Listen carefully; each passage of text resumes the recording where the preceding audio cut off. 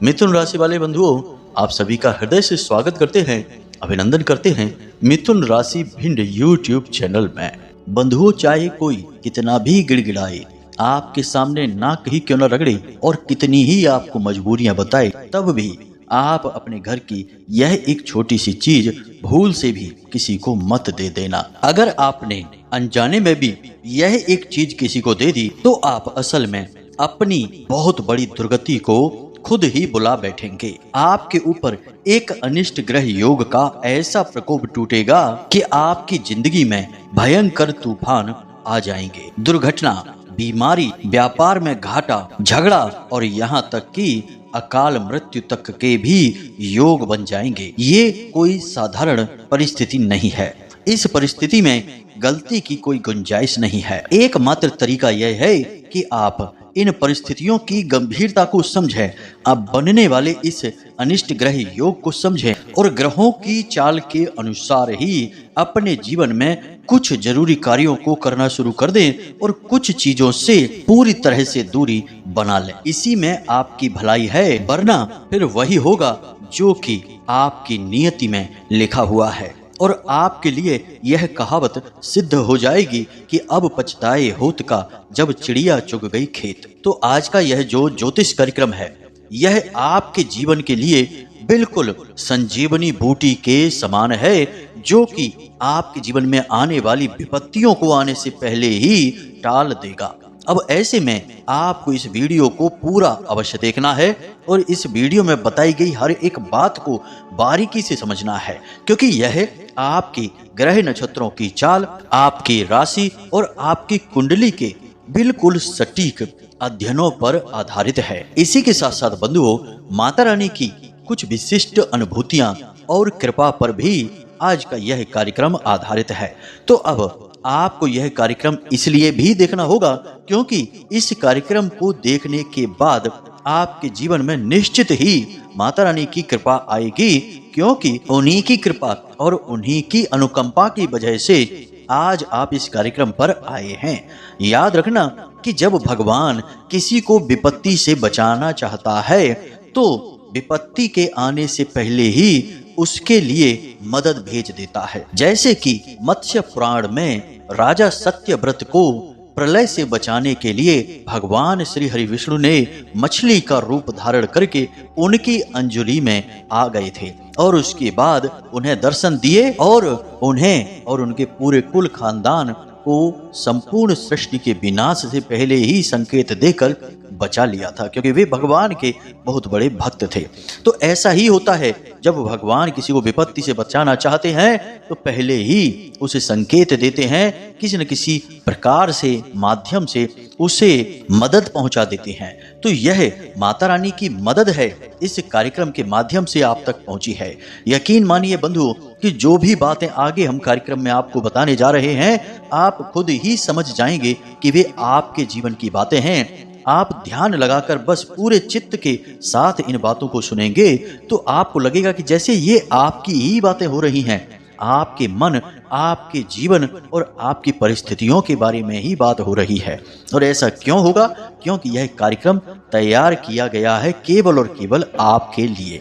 तो बस हमारा निवेदन आपसे यही है कि आपको इस कार्यक्रम को पूरा देखना है, अंत तक देखना है, तभी हमारी मेहनत सफल होगी और माता रानी की कृपा भी आपको प्राप्त होगी। हम आने वाले 3 से 5 दिनों का संपूर्ण भविष्य फल आपको विस्तार के साथ बताएंगे। ग्रहों की सही स्थिति और उन स्थितियों के अनुसार कौन से ऐसे काम रहेंगे जो आपको करने हैं, जिनको करने से आपको अद्भुत लाभ प्राप्त होंगे, और कौन से ऐसे काम होंगे जिन्हें आपको भूल कर भी नहीं करना है, गलती से भी नहीं करना है, वरना विनाश लीलाएं भी हो सकती हैं। यानी सब कुछ बिल्कुल सटीक और केवल आपके लिए तैयार किया गया है। तो बस इसे अंत तक देखिए और इस कार्यक्रम को सफल बनाइए। चलिए बंधु, इस विशेष कार्यक्रम को शुरू करते हैं, लेकिन इससे पहले हम चाहेंगे कि आप माता रानी को आभार अवश्य व्यक्त करें। तो कमेंट बॉक्स में पूरे प्रेम से, भाव से लिखिए, जय मां भद्रकाली, कृपा करो। माता रानी निश्चित तौर पर आपके ऊपर कृपा करेंगी, हमें पूर्ण विश्वास है। इसी के साथ साथ बंधुओं, आप माता रानी के दिव्य परिवार के सदस्य अवश्य बने। यदि आप इस चैनल कार्यक्रम पर पहली बार आए हैं तो आप इस चैनल को अभी सब्सक्राइब कर लें। नीचे जो सब्सक्राइब का बटन दिखाई दे रहा है उसे दबा दें। ऐसा करते ही आप माता रानी के दिव्य परिवार के सदस्य बन जाएंगे, सीधे धाम से जुड़ जाएंगे। फिर आपके जीवन की हर समस्या माता रानी स्वयं ही देख लेंगी। तो चलिए जल्दी से चैनल को सब्सक्राइब करिए, फिर आगे बढ़ते हैं। अब आपने एक कहावत तो बहुत सुनी होगी। अक्सर कही जाने वाली यह कहावत है कि विनाश काले विपरीत बुद्धि। जब भी किसी इंसान का विनाश होना होता है तो उसकी बुद्धि भगवान विपरीत कर देते हैं, यानी कि वह ऐसे काम करना शुरू कर देता है जिनको करने से उसे केवल और केवल बर्बादी का सामना करना पड़ेगा। लेकिन इसकी एक ठीक उलट भी कहावत है जो शायद आपने नहीं सुनी होगी, क्योंकि हमारी दुनिया का, हमारे इस समाज का चलन यही है कि यहाँ नकारात्मक बातें बड़ी तेजी से फैलती हैं और सकारात्मक बातों को तो जैसे जानबूझकर ही दबा दिया जाता है, क्योंकि यदि आप उन बातों को जान जाएंगे तब तो आप उद्धार करवा लेंगे अपना, क्योंकि आप सीधे भगवान से जुड़ जाएंगे। क्योंकि सकारात्मक ऊर्जा, सकारात्मक बातें भगवान की ओर ले जाती हैं। तो सकारात्मक क्या है इस कहावत में? ठीक इसके उलट है कि जैसे विनाश काले विपरीत बुद्धि, इसका ठीक उलट होता है उत्तम काले अनुकूल बुद्धि। यानी जब इंसान के जीवन में अच्छा समय आने को होता है, उत्तम काल आने को होता है, तब उसकी बुद्धि भगवान अनुकूल कर देते हैं। यानी फिर वह ऐसे ऐसे काम करने लगता है, ऐसे ऐसे फैसले लेने लगता है जिसमें उसे दिन दूनी रात चौगुनी तरक्की होती है। लेकिन अब यहाँ पर समझने वाली एक बात है कि क्या इंसान ही सब कुछ कर सकता है? यानी कि अपना विनाश और अपना उद्धार दोनों क्या इंसान स्वयं अकेला कर सकता है? नहीं। समाज इंसान के आसपास एक ताना बाना बुनता है। इंसान एक सामाजिक प्राणी है। जब भी इंसान कुछ भी हासिल करता है तो वह इस समाज से ही हासिल करता है, चाहे वह उसका विनाश हो और चाहे उसका उत्थान हो। मतलब कहने का यह है कि किसी भी इंसान के आसपास जो लोग रह रहे हैं, उस इंसान के जीवन में आ रहे बदलावों में उन लोगों का बहुत बड़ा योगदान होता है। अब आप समझिए कि कैसे। बंधुओं, इन बातों को आप गहराई से समझना, क्योंकि इन्हीं बातों से आपको शुद्ध आध्यात्मिक ज्ञान तो प्राप्त होगा ही होगा, बल्कि जीवन को जीने की सही दिशा भी प्राप्त होगी।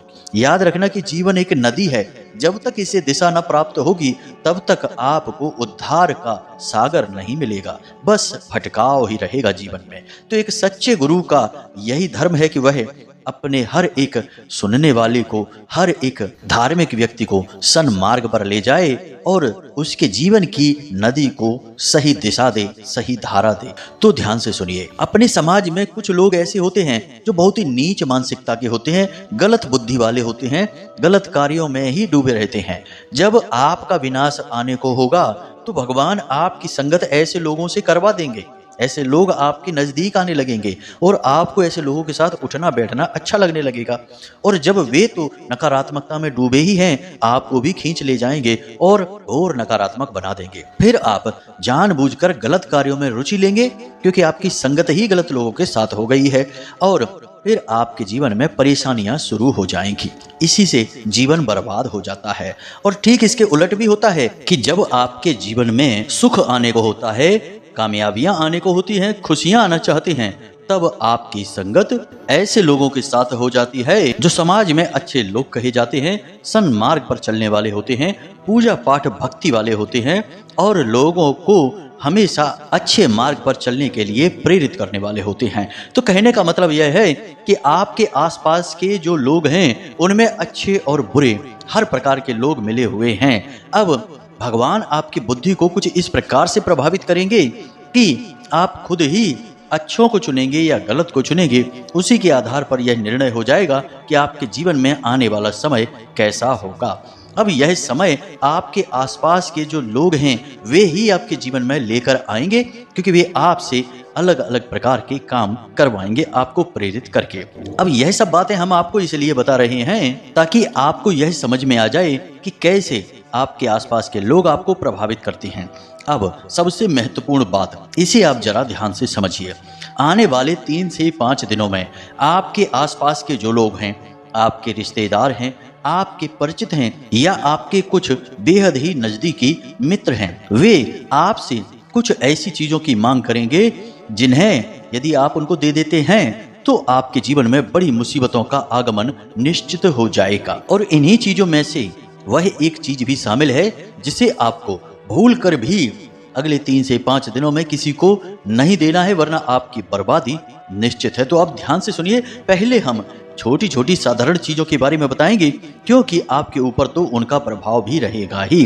फिर हम आपको उस एक चीज के विषय में बताएंगे। तो ध्यान से सुनिए। अगले 3 से 5 दिनों में आपको इन चीजों में से कुछ भी किसी को नहीं देना है। पहले नमक। नमक का सीधा संबंध माता लक्ष्मी से होता है और यह चंद्रमा का भी सूचक है। अब आपको अगले 3 से 5 दिनों में नमक किसी को भी नहीं देना है। देने से मतलब कि कोई आपसे अड़ोस पड़ोस से भी मांगने आए तो उसे नहीं देना है। वैसे भी हमारे शास्त्रों में और ज्योतिष शास्त्र में भी नमक किसी को देने के लिए मना किया जाता है।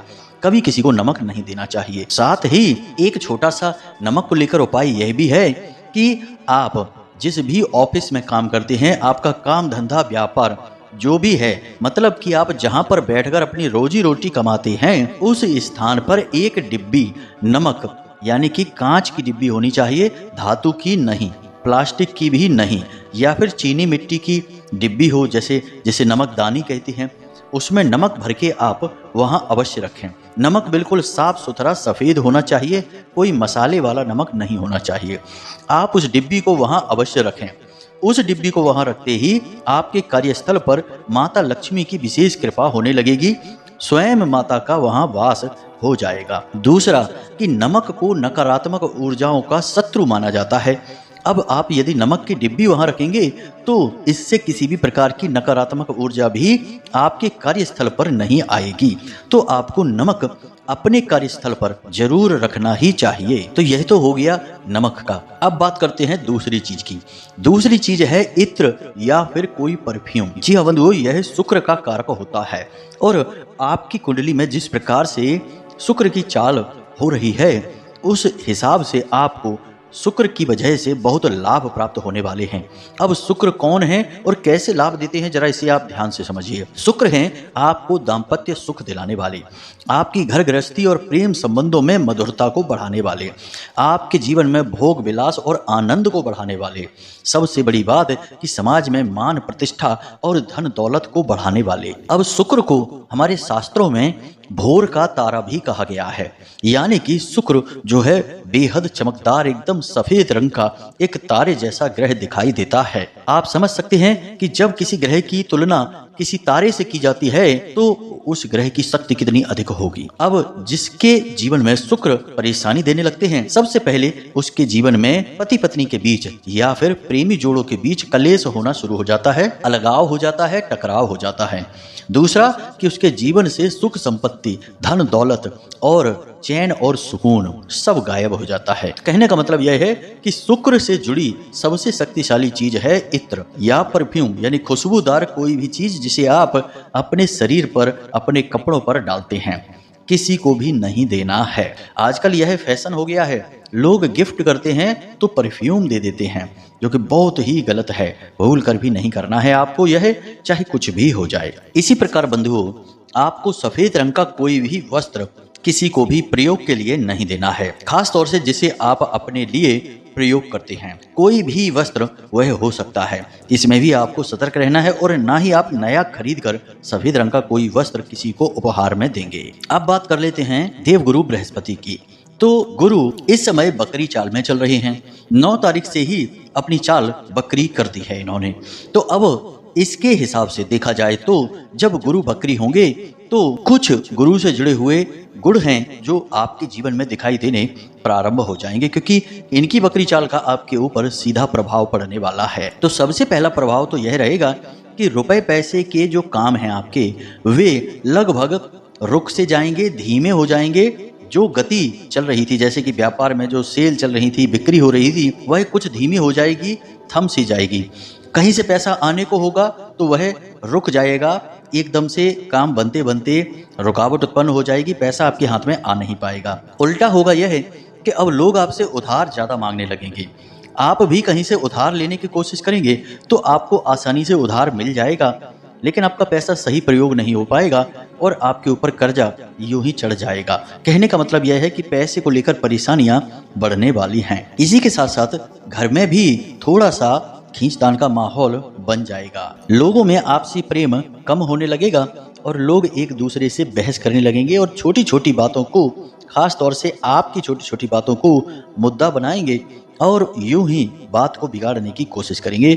आपकी कही किसी भी बात का उल्टा सीधा मतलब निकालेंगे। गुरु के बकरी होने का आपके दाम्पत्य जीवन पर भी प्रभाव देखा जाएगा। आप दोनों के बीच में वैसे प्रेम तो खूब रहेगा, कोई बड़ी बात नहीं होगी, लेकिन फिर भी कुछ न कुछ छोटी मोटी बहस या मतभेद या मनमुटाव लगातार बने रहेंगे। यह गुरु के बकरी होने का प्रभाव है जो आपके ऊपर धीमे धीमे दिखाई देगा।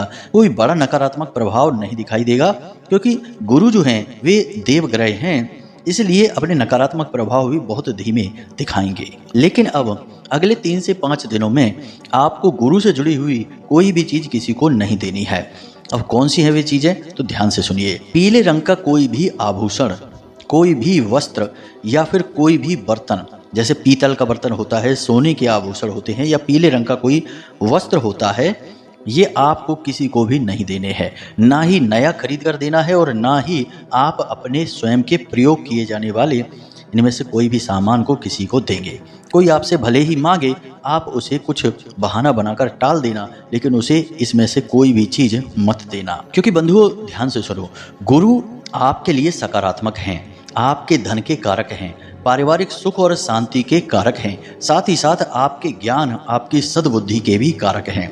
अब यदि इनकी बकरी चाल में, क्योंकि बकरी चाल के समय तो ग्रह वैसे भी थोड़ा बहुत नकारात्मक प्रभाव देना शुरू कर देता है, ऐसे में यदि आप इनसे जुड़ी कोई चीज किसी को दान कर बैठेंगे तो आपके ऊपर इनके बहुत गहरे नकारात्मक प्रभाव पड़ेंगे।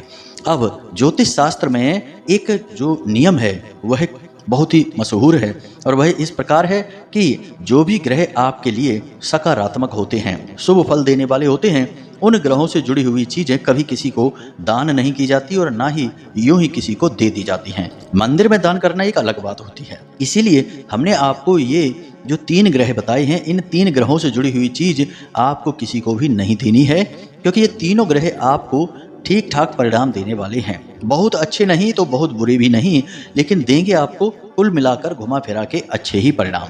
तो कहने का मतलब यह है कि जब आपको ये शुभ फल देने वाले ग्रह आपके साथ हैं, आपके सौभाग्य का निर्माण करेंगे। आज भले ही थोड़ा बहुत नकारात्मक फल दे रहे हों, लेकिन जल्दी ही सकारात्मक होने वाले हैं। तो आप इनसे जुड़ी कोई भी चीज किसी को दे देंगे तो इनके नकारात्मक प्रभाव आपके पास जल्दी आ जाएंगे और आप अपनी परेशानी को खुद ही बुला बैठेंगे। तो ये तो सामान्य सी जानकारी थी जो आपको अगले 3 से 5 दिनों में चीजों को किसी को न देने के विषय में थी। अब बात करते हैं उस एक मूल विषय के बारे में जहां से हमने इस कार्यक्रम को प्रारंभ किया था। तो अब जरा ध्यान से सुनिए। घड़ी जो हम पहनते हैं हाथ में, यह राहु का सूचक होती है और घड़ी समय को दिखाती है। और आज के इस कलयुग के दौर में राहु को कलयुग का राजा कहा जाए तो कोई बड़ी बात नहीं होगी। जी हाँ बंधु, राहु वैसे तो एक राक्षस ग्रह है, लेकिन देवताओं के साथ अमृत पीने की वजह से यह शुद्ध हो चुका है। अब यह अपनी मूल प्रवृत्ति को साथ में लेकर चलता है और इसकी मूल प्रवृत्ति है तेजी से होने वाला परिवर्तन। अब वह परिवर्तन सकारात्मक होगा या नकारात्मक होगा, यह तो आपके व्यक्तिगत स्वभाव पर और राहु किस प्रकार आपकी कुंडली में गोचर कर रहा है इस बात पर निर्भर करेगा। तो आपको घड़ी भूल कर भी किसी को नहीं देनी है। और अगले 3 से 5 दिनों में हम आपको गारंटी के साथ कहते हैं कि ऐसी परिस्थिति बनेगी जब आप अपनी घड़ी किसी को देंगे। और कोई फर्क नहीं पड़ता कि आप अपनी घड़ी अपने बेटे को दे रहे हैं, अपने भाई को दे रहे हैं या फिर किसी भी खास से खास रिश्तेदार को दे रहे हैं। आप तो इस भाव से दे रहे हैं कि चलो उसे खुशी प्राप्त होगी, लेकिन राहु को इन सब चीजों से कोई मतलब नहीं है। आपकी घड़ी आपके लिए बनी है, आपको उसे पहनना है, वह आपके समय को दिखा रही है। और राहु के जो भी सकारात्मक परिणाम हैं आपको मिलने वाले हैं आने वाले समय में, उन परिणामों को आपके लिए निश्चित करती है।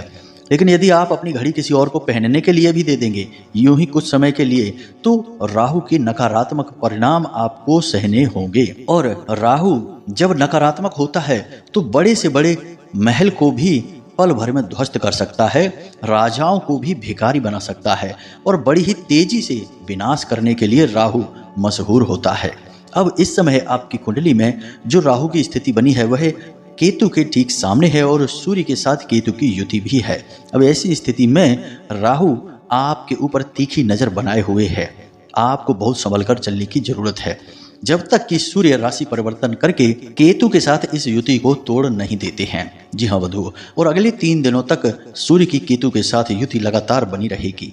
इसलिए ये 3 दिन जो आपके जीवन में आने वाले हैं, इन 3 दिनों में आपको राहु से जुड़े कार्यों को लेकर भी बहुत सतर्क रहना होगा। यानी कि आपके आसपास समाज में, आपके मित्र, आपके दोस्तों में, आपके रिश्तेदारों में जो लोग नकारात्मक हैं, गलत कार्यों को करते हैं, जैसे जुआ, शराब, सट्टेबाजी, वेश्यावृत्ति आदि में लिप्त रहते हैं, ऐसे लोगों से भी आपको दूरी बनाकर रखनी होगी। इनकी छाया भी आपके ऊपर नहीं पड़नी चाहिए, क्योंकि जैसे ही ये लोग आपकी संगत में आएंगे, आप इनके साथ उठेंगे बैठेंगे, आपका राहु सक्रिय हो उठेगा और आपके मन को तुरंत दूषित कर देगा। जी हाँ बंधुओं, राहु का प्रभाव आपके मन पर ही होगा, आपके विचारों पर होगा और तभी तो आपका जीवन बदलेगा। तो आपको नकारात्मक वातावरण से, नकारात्मक लोगों से भी दूरी बनाकर रखनी है। और फिर से हम कहते हैं कि अपनी घड़ी किसी को भी नहीं देनी है और इस 3 से 5 दिनों के समय काल में आपको नई घड़ी भी किसी को खरीद कर नहीं देनी है और अपनी स्वयं की तो भूल कर भी किसी को मत दे देना। और एक सबसे अच्छी बात हम आपको बता दें, जिससे कि आपका राहु बहुत ही मजबूत हो जाएगा और शुभ परिणाम देने वाला होगा। पहली चीज कि आप नकारात्मक चीजें, नकारात्मक बातें अपने जीवन से दूर कर दीजिए, नकारात्मक लोगों से दूर हो जाइए। पहला तो आपको यही करना होगा। दूसरा कि आप जो घड़ी पहनते हैं उस घड़ी को पूरा दिन सोते समय भी आपको पहनना है, उतारना नहीं है। नित्य क्रियाओं को करते समय आप उतार दें, लेकिन बाकी पूरे दिन आप उस घड़ी को पहन कर रखें। इससे राहु प्रसन्न होता है।